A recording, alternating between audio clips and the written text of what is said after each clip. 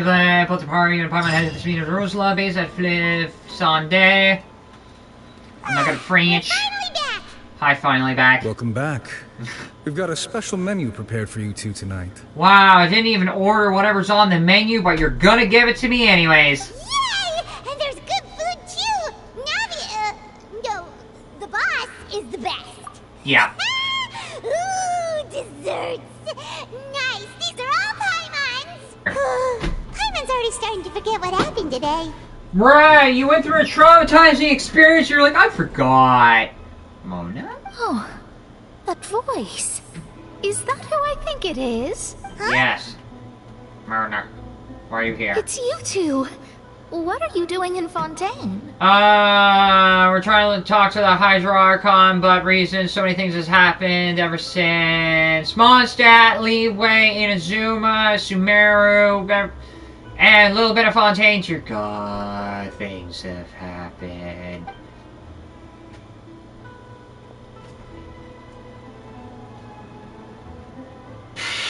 Mona? Yes. Did the stars not tell you that we might meet here? Seriously, nobody just uses a scry glass whenever they've got time to just see who they'll meet on the road. Still, we didn't expect to see you here. Wait, you're... Well, I have some business to attend to here, so I booked a hotel in the city. I was just out for a stroll when I bumped into you. Quite unexpectedly, if I might add. Yeah, well, I really wonder how you were able to afford anything like that, considering the fact that you were flat broke when it came to rent and settling down in Mondstadt, but you still had money to book for a frickin' hotel. Why did you think I was from Fontaine, though? Is that because Magistus doesn't sound much like a Mondstadter surname? No, it's because you have a bit of affinity to Hydro, similar, but then again, there are other characters from other nations that have Hydro. Because you have an affinity with things like the prophecy. Well, she is in the lower class section. Yes. So she could barely afford a thing. Because she has an affinity with prophecies, which almost is similar to whatever's going on in Fontaine, so the two elements are there anyways. Yeah, let's go with that. Well, I used to have my own surname, which was, well, some other thing. Either way, the old hag told me when she took me as her disciple that the first step to being a great astrologist's pupil was to change that name. I had a name, but I was told to change it because legal reasons. Actually, it was my master, never mind. There was nothing for it, really. She really is amazing at astrology, so I changed my name to what it is now according to her wishes. To my surprise, however, Magistus is not the name of some ancient house or clan. Then what was it? It isn't? Nope. Although it is used by us in place of surnames, it generally just means great. Wow! Imagine including a boast in your name. Wait, are you gonna have to put that into your genealogy as well? I reckon so. In any case, I'd give my disciple a name like this as well, if I were to take one. May I ask you what your master's name is? Astromancer Barbeloth Trismegistus. I don't know about that. Barbeloth? Barb? No. No, I don't think Barb and Jean are related to this. This is a whole other discussion right here and there. Whoa, that's a long one. Does it also mean great or something? My name means Mona the Great Astrologist. As for the old hag, hers is, in plain speech, the thrice-as-great Scholar of the Stars. Just take it as a title specific to astrology. Fine. Thrice as great? That's so petty. Anyone who tries to make themselves sound great is automatically petty. I know, right? That's just how she is. She used to call herself Magistus, actually, but when she took me in, she changed her name to Trismegistus. Talk about excessive. I don't know what any of these names are. Not sure, not concerned, moving on. Magistus is thus the calling card of our school, so to speak, which makes it about the same as a surname. It's all right if you don't get it. You can look into it further should you need to study astrology more deeply. I really feel like I should get it. That I'm gonna need it for something else. Am I gonna hear a name similar to this? Oh no. How about Triple Strength Traveler? Terrible! You know what? If anything like that sounds terrible, then I should give credit to the very first person who tried to make their name sound good, which is also terrible. But anyway, you're not Fontanian, are you, Mona? Well, I was born in Mondstadt, yes. My parents migrated to Dornman Port, and I traveled with the old hag for a while, after which I settled down in Mondstadt City. So why are you here? Oh, that's a good thing then. At least we know you won't be dissolved by Fontaine's waters. Speaking of that, I'm sure you're aware that a bunch of things have happened here in Fontaine, right? Yes. I know you're not a local, but I'd avoid getting too close to any water that looks strange all the same. Why, is it gonna affect anybody else who's also not Fontaine? There's something ominous about it. Well, the water, I mean. Is it acidic? Is it gonna burn through your hands? Did you come to Fontaine because of the prophecy, Mona? That was the main reason, yes. Just a while back, the Steambird invited me to take part in a panel and speak about the circulation of the prophecy as an astrologist. Uh-huh. The invitation was sent quite early on. I don't think anyone expected Fontaine to be in this much trouble. Yeah, well, considering the fact that there's already a prophecy going on and a lot of people are already aware of it, I'm pretty sure everybody kind of saw it coming. They just didn't know when it was going to happen. What do you make of that prophecy, Mona? Just tell us what you think as an astrologist. Your word would go a long way to make things more certain and less scary. Are you hoping that Mona's going to call bullshit on everything related to the prophecy? In which case, that's a bit of a tall order for her. What I can tell you is that I'm an astrologist, and that this prophecy concerns the fate of Fontaine. Even that of all Tevat. Ascertaining this is akin to reading the fortune of the whole world. So? I'm afraid that this is not something that just anyone can do. If I could do it, you would no longer call me an astrologist, but a visionary. But on the flip side, the prophecy is so huge and powerful that it must surely come from a powerful visionary. Its contents involve the fate of the world. Disregarding it would be a mistake. A visionary? Sounds really powerful and all, but does such a person really exist? Yes. Whoever it is, someone made it up, everybody bought it, and now we gotta find the visionary. Is it Lady Farina? Did she make up the prophecy? Or was it Egeria with the previous Hydro Archon who told Lady Farina about what would happen, and Farina would have to take over and deal with the events of what happened from the previous Hydro Archon? Or maybe it was somebody else. Who knows? I gotta find out. Of course. The old hag could do it, and I'd bet there are others amongst those Hexenzirkel colleagues of hers who could do something similar. Uh-huh. I need to ascertain the accuracy of the prophecy. I'm intimidated. I must consider my options. Are you sure? All right, I'll help you. It isn't often that I see you with such a serious look on your face. I'll tell you once I hear back from her. I always have a serious look on my face. Why should you ever be surprised when I don't? Thanks, Mona. You're amazing as a... Oh, well, this is something only I can do after all. That's the greatest of astrologists for you. Of all the people we know, you know the star's the best. Indeed, indeed. Oh, sorry. I came to see what all the commotion was about. If there's anything you need, do not hesitate to inform the Spina di Rosula. Okay. Oh, oops. Guess we were getting a little too carried away there. Well, I'll go tend to my own business now. And there she goes, quick as rushing water. And here we are with the Spina guy giving us suspicious looks. Yeah, well, guess what? Everyone gives us suspicious look, and you're giving me the suspicious look as well. Trying to keep it down next time, Paimon. If Paimon hadn't spoken for you, it'd be you getting all the weird looks. The things Paimon does for you. Name one.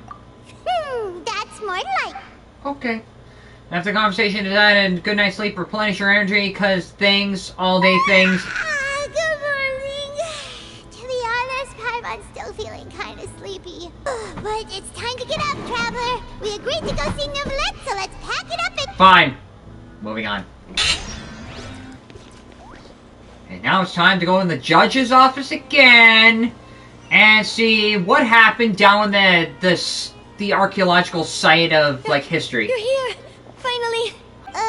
Is something wrong? There's always something wrong. When a security guard is involved, there's always something wrong. Monsieur Neuvillette and Lady Farina, they seem to have gotten into a dispute. Please go see for yourself. I blame Farina. I blamed Farina before going in that room. It's her fault! For whatever reason, it's just her fault. When Monsieur Neuvillette is like, I have to talk to you, and she's like, it's her fault. It's gonna be her fault for some reason. She's involved in it. I get the impression it's just gonna be her fault the whole entire time. Dispute. Like I said, I've already explained everything. And yet there are still questions we have yet to address. And yet the problem has not been properly solved. There is little space for excuses between us. It is not my intention to offend you, but please, tell me where you stand. You are the Hydro Archon Focalor, are you not? She doesn't want to explain everything. She's too goddamn insecure to deal with everything all at once. Look at this. This is a list of the victims from the recent Poisson incident. Here's the casualty list. You mean they're all... Yep. We did not arrive in time to avert this disaster, and I will not have it happen again. Yeah, well, this kind of casualty list is something I'm going to be very concerned about. I will say this once more. You must tell me everything you know. Yesterday, I found 3 stone slates in some ancient ruins near Poisson. Do you know anything about those? She does know something about it. Seriously? You're questioning me like this is a court case now. I don't know anything about that. Yeah, well, sometimes things don't have to be a court case for it to be a huge dispute. Not everything has to be in court, and sometimes you do have to question someone like you just so you can, divulge some information. But Shadow. you found them in some ancient ruins, you say? Yes, you want to go over and see them and explain to us what they are there for? Did you put them there? That's correct. Which is why I came to ask you some questions. There should have been 4 slates, but one of them was missing. The other 3 feature different images that seem to correlate to the prophecy. The prophecy? The second of these slates depicts the previous Hydro Archon Egeria kneeling before a floating island in the sky, as if confessing something. Do you know nothing of this either? I don't. I've never seen such slates. I'll ask you again. Do you really have no information regarding the previous Archon? My deciphering of the slates indicates that the Hydro Archon Egeria once had to confess to, or apologize for, a certain sin. If anyone would know about it. All gods don't have the same secrets, you know. She was herself and I'm me. Is it really so strange that I know nothing? Yes, because, you can't claim to know nothing when ancient drawings suggest you should know something. I understand your concerns, but I'm sorry. I just don't have anything to tell you. Don't have anything or won't. Forgive me for saying this now, Lady Farina, but I have long known of your various secret investigations into certain matters. There are several indications that you have been investigating the prophecy on the sly. This is not strange in itself, considering that you are the Hydro Archon. But it is strange that you should also claim to not know any of Egeria's secrets, as well as do nothing following your inquiries. So it's basically out of character. And inconsistent with the information we already have. You have never been as superficial as you have presented yourself to be, nor are you a fool. And yet, your behavior is very inconsistent. Called it. So you've been watching me all this time, have you? I didn't think you were that type. Yeah, well, it's not a question of who's been watching you, it's a question of whether what you say adds up. Well, since you know about my secret investigations, then you should know I'm actually working to take care of it. There's no point questioning or suspecting me. You're the Eudix, but you're still my subordinate. You should be following my lead. Yeah, well, several people died, and you're gonna talk to the Eudix like that. Just trust in me. You're Archon, and do as I say. Never mind whether you can truly convince yourself to or not. It'll all turn out fine. Says the person who looks down as if downcast trying to feign confidence in your U-Dex. That's all I have to say. We do not discuss this matter again. Oh, the opera's about to start. Toodles! So much for considering your words very carefully. She knows something, she should know something, and yet she's claiming to not know something. That's the biggest problem. Did Farina not notice us standing by the door? Wonder what's up with her. She was smiling. Huh. She didn't seem in the mood to care if we were listening in or not. Her hair glows a lot. Why? She seems to be deliberately hiding something. But why? And why is she going to the opera right now? I assume you've been outside. Oh! Yes! You noticed. Seems Farina didn't even realize we were here. She was in a great panic, though I cannot discern the reason. Our discussion reached impasses time and again, a state of affairs that we cannot allow to continue. In fact, all the Archons here glow when they use their skills. Okay. Yeah, well, some part of me felt like I should have questioned her further, but she would have given up already. She knows something and doesn't want to say anything. Still, I do not understand. Dialogue is the basis for understanding, so why did she keep refusing to engage? As much as I pretty much support that opinion right then and there and agree with it so much, you can't make people come to the same conclusion. They have to find their reasons to want to do it. And given the fact that she has not brought herself to get into dialogue, it shows that there's a motivation for a cover-up. And that in and of itself is a whole other discussion right then and there. I'm afraid questions alone might not suffice. We need to make her understand how dire the situation actually is. I don't think she's gonna get it. I feel like, we gotta make her get it. Everyone in her inner circle has noticed that she is hiding some secret. The issue is her attitude. I fear that she will not reveal anything unless absolutely forced to. We may have to create a situation in which she will have no choice but to speak. Yeah, well, how many more deaths on her doorstep is it gonna take for her to finally fess up? How screwed up and fearful and spiritually broken does she have to be to crack under that much pressure? Oh? Like what? Normally, people will only reveal the truth when standing trial. Perhaps we must have the Hydro Archon experience just such a scenario. The Hydro Archon put on trial. But Farina's seen so many trials, and she's really good at dodging questions. How do we make sure that she won't just slip away at the first chance she gets?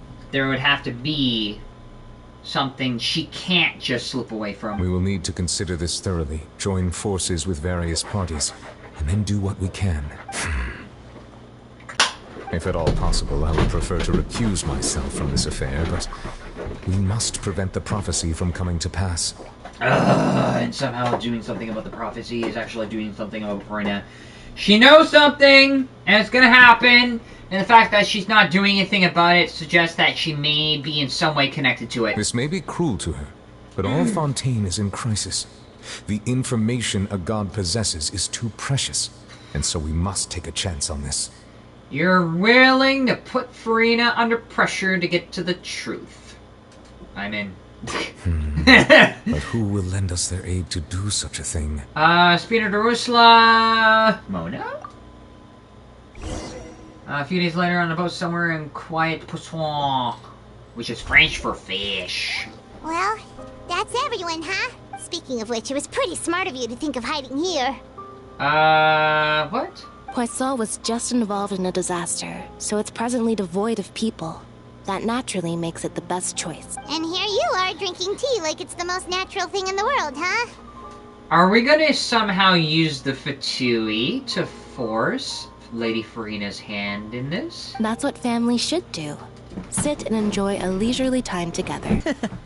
It's nice to enjoy tea here, you know? Care for a cup? Yes. Lend me your ears, everyone. Or perhaps one of you might like to start us off. How about you, friend? Me? No, I don't think I can.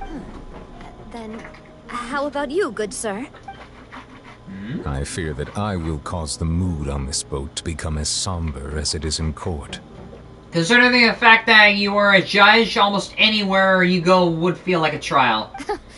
Well then, I guess we're lucky we've got a local like me to organize things. Wonderful, the spotlight at last. I guess I'll be facilitating things from here. That was a little long-winded, don't you think? So everybody is going to force her. Dang, everyone is involved. Oh, you might be right. Anyway, to cut to the chase, our friend here, the Traveler, has brought us together to discuss something. As for what that is, well, let's start by saying that we'll be pooling our efforts together to create a series of traps. Oh? How intriguing. Well, it's just an expression, really. One that I just learned from Chlorand. And used on the spot. Huh? Didn't you say that you would be facilitating this? Oh, come now. Your work doesn't involve much public speaking, right? This is a good chance to practice. You might even pick up some fancy oratory tricks to impress your boss with in the future. I see. And what does my boss say? So, who is your boss? Neuvillette or Lady Farina? He is glad that you consider him your boss. Do go on.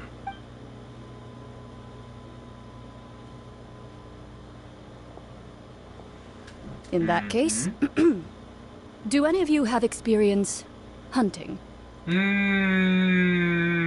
I feel like even if I say yes, but then my next question would be like, why bring up hunting? Are we literally going to put Lady Farina as the prey? Not that I recall. Fremine and I once used a wooden stick in a basket to catch wild rabbits when we were younger. As for Lynette, oh, right. You were sick that day, weren't you? I've also gone diving to catch some fish before. Does that count? Close enough.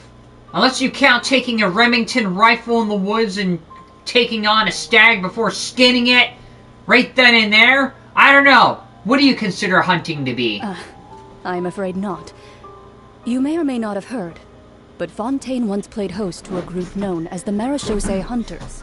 Though that was their name, they did not hunt animals, but rather various monsters left behind by the ancient dynasty of King Remus. Today, Fontaine's monster population has already thinned greatly, so the hunters have blended back into society, taking up arms in other lines of work.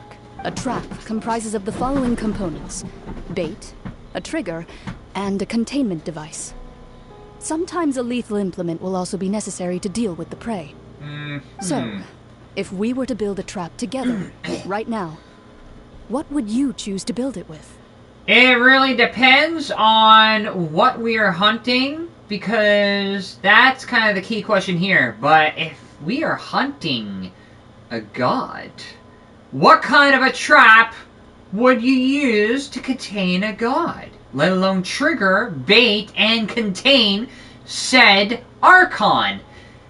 Should any such scenario ever exist at all? For me, I would prefer something basket-shaped. Pigeons and rabbits will see the bait and naturally enter the snare. Our line of work requires a deft hand, and we're some of the best in the industry, so you can count on our technique. You used some of those techniques while moving the people of Poisson, didn't you? My subordinates mentioned that you even performed some magic for the bawling children. Yes, and I even managed to gather some intelligence in the meantime. I'm quite the multitasker if I do say so myself. I'm afraid I can't claim that as my strong suit. I prefer more stable methods, like placing bait in the water and waiting for the fish to come within reach. That's the kind of method I would count on. That's fine. Just go with that method. Calm and steady. Exactly the kind of person who would catch loads of fish. And I can be their assistant. With discretion, I'm sure. I'd probably use some sort of mechanical animal. Papa once bought me some small clockwork squirrels, mice, and such. When placed in the forest, they can attract others of their kind. Really? Clockwork animals. I remember that you liked those too, didn't you? I did. And that would be a good way to go about it. If they're realistic enough, animals of the same kind will follow them all the way to the trap. What about you, Monsieur Neuvillette? I fear I do not have any related experience. Nah, he's just too dang powerful to even get involved in hunting. He's just, He just has a hydro cannon to shoot things, so that it's kind of a little bit beyond the discussion of what hunting is, but go on. That makes sense. You usually solve problems directly, without the use of any such tricks. Because he just overwhelms the situation before getting into it. But I do have one more question for you, monsieur. If we were to create a trap now, how would you design it? I would like for it to be effective, but bring no harm to the prey. A more gentle trap would be ideal. And what could possibly work on Lady Farina? Kind, as always. However, our intention doesn't necessarily change the containment device and the type of implement we need. If we wanted to kill the prey in one strike, we would need a powerful implement. However, that also goes for prey that must be captured and safely contained. Wait, why's that? Only a hunter who's a true expert at subduing their prey can snare it without harming it. The line that divides life and death is often exceedingly thin. So how are you gonna do that? So, are we going hunting together? Huh. We hadn't thought of seeing ourselves as hunters. It kinda works, but maybe it's still not the best metaphor. Yeah, well, the real question is, how do you hunt God? If our means of capturing and dealing with our prey is to put them on trial, then the hunting metaphor is actually quite accurate. But we shall require much more courage than any hunter to judge a god. Being whose seat is an exalted throne. Oh, so that's what's going on. Ooh, the biggest prey of them all. But then again, is that why the Fatui are involved? Garnetzx's hunting metaphor was just that, a metaphor. You will not call this a hunt because it's not what you should do at present, nor has the relationship between you and Farina has reached such a dire stage. What you need is simply the secrets she's keeping. Attempting to take her secrets is an act of sacrilegious disrespect. You must be done to prevent Fontaine from sinking in the waters, so told. There is neither hunter nor prey, but there is a trap. That is all you need. Huh. We've really upped the ante at this point. We've really upped the ante. Also, I'm gonna shut her down in about half an hour. Hasn't it? So much has been happening. Yes, actually 15 minutes. I want to go get something to eat. Those meetings sure made me hungry. And I'm feeling hungry as well. Paimon didn't think the meetings would go on for so long, but everyone seemed pretty fired up, huh? Because, how do you hunt a god? Paimon thought they'd be at least a little frightened. Well, Fremine was, now that Paimon thinks about it, but everyone else just looked a little surprised. Well, it's hard to say. Paimon doesn't have any experience with this sort of thing. But with you around, Paimon sure will do great. After all, you're the most reliable person in the world, aren't you? Says, Huh? yeah, is something wrong? Did you just pour some tea? Paimon didn't notice you doing that at all. No, why did the tea pour itself? Then what's that? Paimon's never seen that cup before. Neither have I. So where's it come from? Don't be frightened. I'm just joining you two for tea. I merely refrained from saying anything till now. Now, who exactly is this voice? Who's that voice? But there's no one here. Is it coming from the tea? Is that Lady Farina's other self? Aw, have you forgotten me already? Lady Farina's other self? Wait, you are familiar. You're the voice we heard from the sky in Sumeru. What? The voice from the sky, I fear that description is wrong. Though, not completely wrong. You're feeling lost now, just as you were feeling previously. I sensed that confusion and thus came to you. After the Guiding Balladeer people quest. is an irresistible hobby of mine, after all. I can't remember who it was, and even I can barely remember. Flashback. Huh. You sound lost and confused. What? I know why you are troubled. Any who knew of this would find their mind overwhelmed. Wait, who is this? End of flashback. Who are you, and what do you want with us? Consider me a passerby, just accepting a commission from my friend's disciple on a whim. On a whim. Friend's disciple. Will Fontaine's prophecy come true? The prophecy. Yes, what has been prophesied will be fulfilled. You may view such things as the history of the future. Mage N. Y-N. Okay. What? Then is there any way we can stop it? I believe you have witnessed a failed attempt with your own eyes. Can everything in Tevat so easily be changed? Without being a visionary, there it is again. Fate. Can there really be no exception? Ah, so you've caught on. So there is an exception? Just as prophecies are usually only the future as seen from the perspectives of the gods, could things be happening in hidden corners where the gods' gaze does not fall? Is there something that even Lady Farina doesn't know, or even the previous Archon who made those stone tablets before could not have guessed before? Are the things that you shall see different from the fate that the gods perceive? Considering the fact that we're not from this world and the Traveler is usually a monkey wrench in every single plan that has ever been brought about, yes, but... What is she talking about? It all sounds... The teacup is just about gone as well. I believe that you understand, right? Some things are insignificant, but others you must reach out to change. Are we talking about the sibling, or are we talking about something else? Ultimately, fate shall serve as your only guide, no matter what will happen in Tevat's future. All you need to do is to play your part. And the tea is gone. Huh. This was good tea, by the way. Thank you for your hospitality. Well, that'll be all for today. Okay, so... what? The voice. It's gone.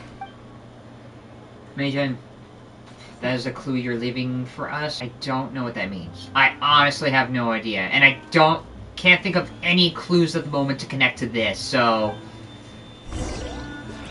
Not Mona, that's M. Expected news, complicated feelings. When you wake up, someone seems to be outside. Mona's master is her friend. What? I want to hear someone talking. Alright, coming! Okay. Hey, it's you who's getting lazy, okay? Well, I see I've walked in on some lively banter. Uh-huh. Mona, I have questions for you. It's been the past few days. Fine, just fine. I went to take part in that Steambird panel. It turned out to be more interesting than I expected. Okay. Not all Fontanians are pessimistic about this. One journalist mentioned that sitting around and waiting for the end to come would be wrong, and that they should make their own rescue preparations. I agreed, so we had a brief chat with her. Okay. Did she have pink hair by any chance? Wait, who? Charlotte? Why, yes, it was Charlotte. I assume you've heard of her, no? That daredevil journalist? I'm in full support of her views. Prophecies are very important, but how can people allow their lives to be commandeered by just a few words? That's right! Paimon's glad to hear something sensible for once. People are stupid, dear God. Ah, yes. About what we had discussed before. I did try, but I'm afraid I couldn't reach the old hag. I'll try again tonight, but I wouldn't get your hopes up. I need your help with something. Actually, something already came over. You tell Mona about your mysterious guest. Goodness gracious. Are you serious? I believe she came to pass a message to us. She said that even the god's gaze has blind spots. Pretty bold if you ask Paimon. Most people would believe the gods to be all-knowing, right?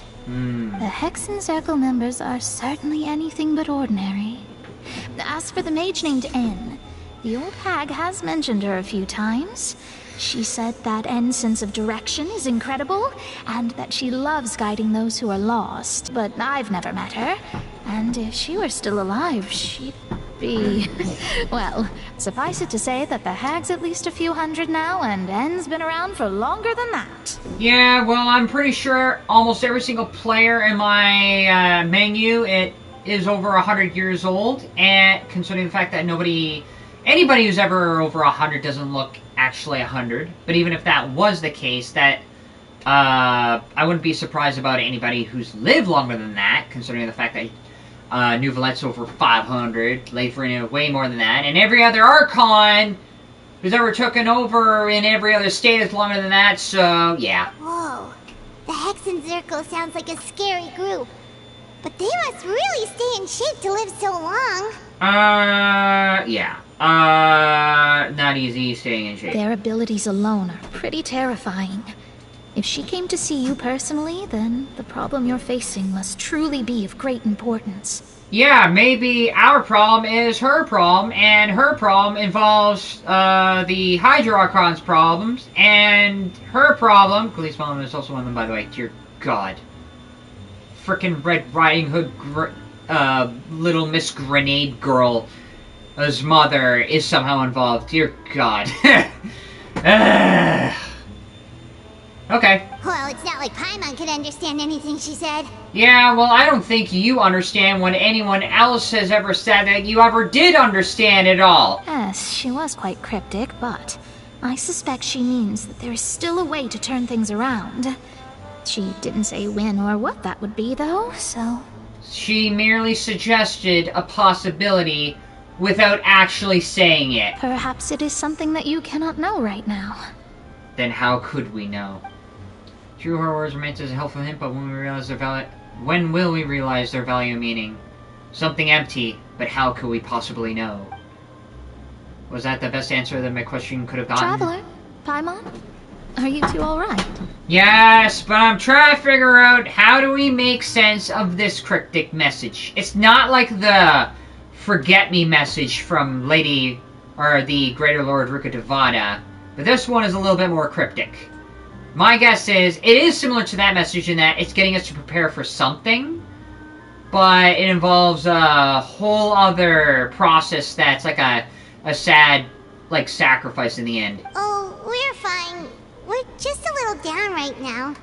It kind of feels like the end is coming, you know? Because of a god's ignorance to see the problem in front of them? Or maybe it's something else that we're not taking into consideration. I see. I feel that same sense of desperation, too. I guess you could consider me someone who has often witnessed fate. So far as I have seen, it cannot be swayed. What if it can? That's the question, especially when it involves a god. But even so, I still hope for, and believe in, miracles. Astrology is eternal and rational, but fate may not be. It is cruel, but it can also be beautiful. Perhaps that's what En was trying to tell you.